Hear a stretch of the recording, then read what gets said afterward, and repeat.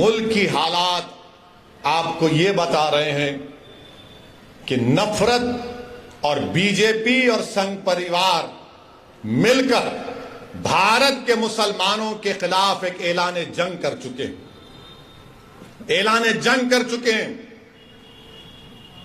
और हमारी हर तहजीब की हर निशानी को मिटाना चाहते हैं, हर चीज को मिटा देना चाहते हैं।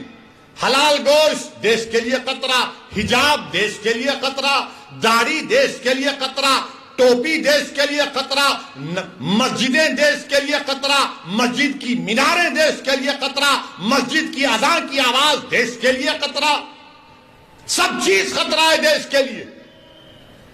और इस बात में आप देख लो, जब ये बातें हो रही हैं तो क्या कांग्रेस कुछ बोलती, क्या राष्ट्रवादी कुछ बोलती है, क्या शिवसेना कुछ बोलती है, क्या समाजवादी कुछ बोलती है, क्या आम आदमी पार्टी कुछ बोलती है?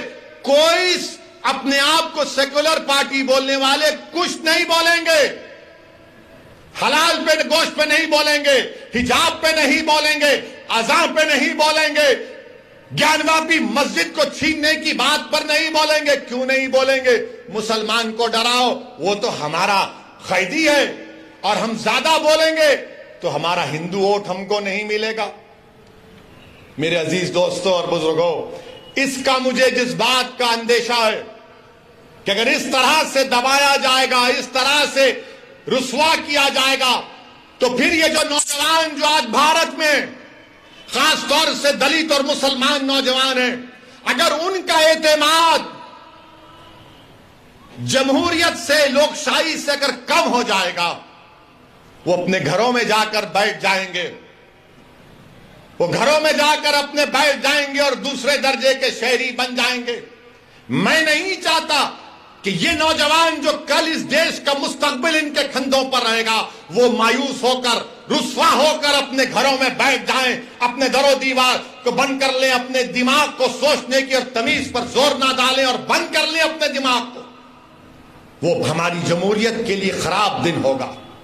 इसीलिए मैं कहता हूं और कहता रहूंगा, जमहूरियत है।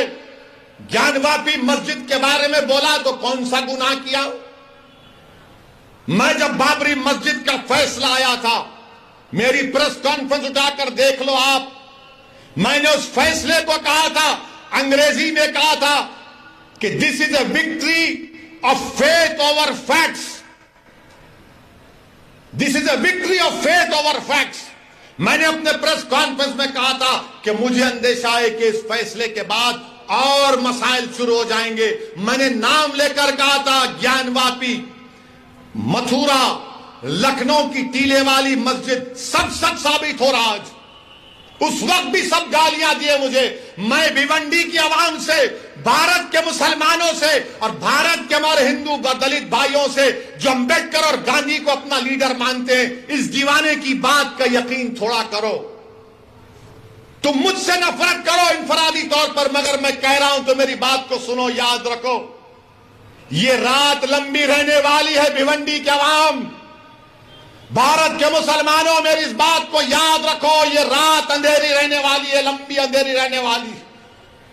अगर तुम ये समझ रहे हो कि कोई सेकुलर पार्टी आकर तुम्हारे इस अंधेरे को दूर करेगा, ये अंधेरा क्या है? फिरका परस्ती का अंधेरा, नफरत का अंधेरा। इस अंधेरे में अगर रोशनी अगर कोई पैदा कर सकता है तो आप और हम कर सकते हैं। आप एक चिराग जलाओ अपनी सियासी ताकत का, एक चिराग जलाओ। इस चिराग में तुमको तेल की जरूरत नहीं, इस चिराग में तुमको अपने आंसुओं की और अपने जज्बात की जरूरत है। तुम एक चिराग जलाओ इन तूफानों में, इन नफरत के तूफानों में। इस चिराग को जलाओ और अपनी रोशनी से तमाम माहौल को मुनव्वर कर दो। अगर आज आप खामोश बैठ जाएंगे तो फिर आने वाली नस्ल आपको जवाब नहीं देगी, आपको जवाब देना पड़ेगा। मेरे अजीज दोस्तों और बुजुर्गों, हिजाब, हलाल गोश्त, मस्जिद, अज़ान, CAA सब पे होते होते अब टीवी पर अल्लाह के रसूल सल्लल्लाहु अलैहि वसल्लम की शान में बकवास भी हो रही। एक अंग्रेजी टीवी चैनल के ऊपर भारतीय जनता पार्टी के स्पोक्स पर्सन एक मोहतरमा साहिबा ने रहमतुल्लाह अलमीन सल्लल्लाहु अलैहि वसल्लम पर अनाप शनाप बोल दिया, हमारी उम्मत की मां पर कुछ बोल दिया। मैं पूछना चाहता हूं क्यों नहीं कांग्रेस बोलती इसके ऊपर, इसके खिलाफ? क्यों नहीं राष्ट्रवादी इस पर कुछ बोलती है? कौन बोलता है? मुसलमान ही बोलता है, असदुद्दीन ओवैसी बोलता है। हैदराबाद में आज कमिश्नर ऑफ पुलिस हैदराबाद के पास एक कुल जमाती डेलीगेशन गया, मगर आपको बता रहा हूं और आप गवाह हैं मेरी इस बात का कि जब कमली वाले पर कोई अनाप शनाप बकता है तो कोई नहीं बोलता। उद्धव ठाकरे के बारे में अगर कोई बोलेगा तो उसके घर को जाकर उसको धमकी दी जाएगी या उसके मुंह पर कालिक फेंकी जाएगी। शरद पवार पर कोई बोलेगा तो थप्पड़ मारा जाएगा। शरद पवार के बारे में कोई लिखेगा तो उस एक्ट्रेस को जेल में डाल दिया गया। तो बताओ कि शरद पवार को बोला जाएगा, उद्धव ठाकरे को बोला जाएगा, मोदी को बोला जाएगा, और जब मेरे रसूल के बारे में बोला जाएगा तो तुम सब गूंगे बन जाओगे, तुम कुछ नहीं बोलोगे। मैं आपसे मुखातिब नहीं हूं, मैं इख्तिदार की कुर्सियों पर बैठने वालों से पूछ रहा हूं, बताओ बोलो। शरद पवार के बारे में बोले तो थप्पड़ मारकर ऐनक तोड़ दिए,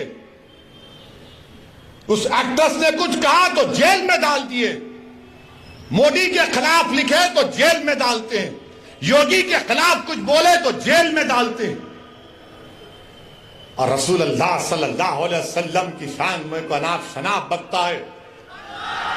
अरे खाली नारे लगाने से कुछ नहीं होता। मैं जो कह रहा हूं सोचो उस बात पर। जब अल्लाह अकबर कहते ना तो उसके माने समझो। मेरे अजीज दोस्तों और बुजुर्गों, आपकी खामोशी मुझे शिकवा इन तमाम पार्टी से नहीं है, मैं आपसे शिकायत कर रहा हूं। मैं आपके सामने अपना दर्द बयान कर रहा हूं। मैं अपनों के दरमियान में खड़े होकर आपसे भीख मांग रहा हूं। मुझे उनसे उम्मीद नहीं है, मुझे आपसे उम्मीद है। अगर मेरी बात कड़वी लग रही तो अपना एक दीवाना बेटा और भाई समझकर माफ कर दो, मगर मेरा हक बनता कि मैं तुम्हारे सामने बोलूं। अगर तुम्हारे सामने नहीं बोलूं तो कहां जाकर बोलूं, बताओ।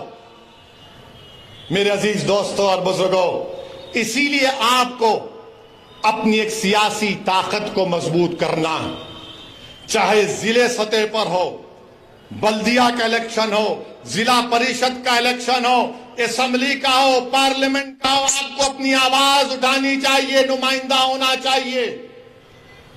मत जाओ इन लोगों की बातों में कि ओवैसी खड़ा होगा तो उन्होंने जीत जाएंगे।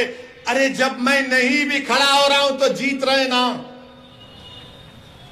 मुबारकपुर से ताल्लुक रखने वाले कितने यहां पर बताओ, हाथ उठाओ। मुबारकपुर से कितने लोग हैं कि जामिया अशरफिया की बिल्डिंग को तोड़ा गया, कुछ समाजवादी के लोग बोले? नहीं बोलेंगे। फिर आप क्या करेंगे? नहीं इलेक्शन आए, नहीं ओवैसी बोलता अच्छा भाई, मगर अब क्या करेंगे? आप याद रखो, आप हुकूमतों को नहीं बदल सकते, आप अपने नुमाइंदों को कामयाब कर सकते हैं। आपको अपने नुमाइंदों को कामयाब करना है, और हम भारत के प्रधानमंत्री से अपील कर रहे हैं, रिक्वेस्ट कर रहे हैं कि देश के प्रधानमंत्री आप अपने नेशनल स्पोक्स पर्सन के खिलाफ एक्शन लीजिए। अगर आप सबका साथ, सबका विकास, सबका विश्वास की बात करते हैं, आप हमारे खिलाफ रहिए, मगर इतना नफरत मत करिए कि जिसके नाम का सदका हम खाते हैं आप उनके नाम के बारे में अनाप शनाप बक दें। जिसके नाम का हम सदका खाते हैं, देश के प्रधानमंत्री हम आपसे अपील कर रहे हैं कि अल्लाह के रसूल सल्लल्लाहु अलैहि वसल्लम के बारे में आपके स्पोक्स पर्सन ने जो अनाप शनाप बका, आप मुसलमानों के भी प्रधानमंत्री हैं, आप देश के प्रधानमंत्री हैं, आप बता दो ये चीज गलत है, उसको रोको, आप केस बुक करो। देश के प्रधानमंत्री को यह काम करना चाहिए। करेंगे नहीं करेंगे मुझे नहीं मालूम, मगर मुझे यकीन है कि जिसने भी इस तरह की अनाप शनाप बका है उसको उसका सियासी चराग उठता जाएगा, उसको सिक्योरिटी मिलेगी, उसको बड़े बड़े ओहदे दिए जाएंगे। मगर हम देश के प्रधानमंत्री से अपील कर रहे हैं, ये जो अपने आप को सेक्युलर पार्टी कहते हैं, शरद पवार साहब आपको बोलना चाहिए। आपके बारे में कोई बोला तो थप्पड़ मार देंगे। उद्धव ठाकरे आपको बोलना चाहिए, मुखालिफत करो आप मजलिस की, कोई एतराज, मगर हर चीज की एक हद होती है।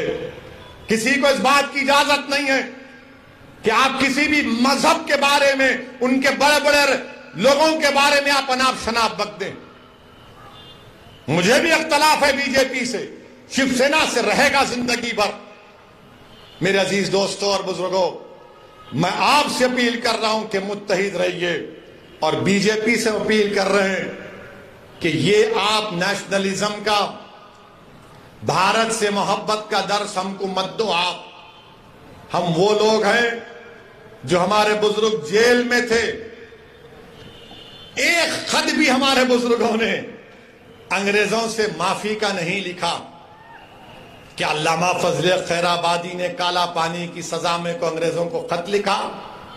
फांसी पर चढ़ गए मोदी जी, अंग्रेजों के खिलाफ माफी नहीं मांगी, पेंशन नहीं लिया अंग्रेजों के खिलाफ, अंग्रेजों से अंग्रेज का घर नहीं लिए। हमने कहा यही हमारा भारत, हमारा घर है, लड़ेंगे, अंग्रेजों को भगाएंगे या फिर अपनी जान को कुर्बान कर देंगे। और जिस शख्स का तुम जश्न मना रहे हो, क्या उसका नाम महात्मा गांधी के कपूर इंक्वायरी कमीशन में नहीं आया, जो महात्मा गांधी के कत्ल में कॉन्स्पिरेटर है? सोचो, अगर गांधी से मोहब्बत है तो जबान पर गोडसे और गांधी के कातिलों का नाम नहीं आना चाहिए। मेरे अजीज दोस्तों और बुजुर्गों, आपका बेहद शुक्रिया कि आप तशरीफ लाए, और आपसे अपील करता हूं कि अपनी दुआओं में खालिद गुड्डू के लिए और नवाब मलिक के लिए दुआ करिए। अस्सलाम वालेकुम व रहमतुल्लाह।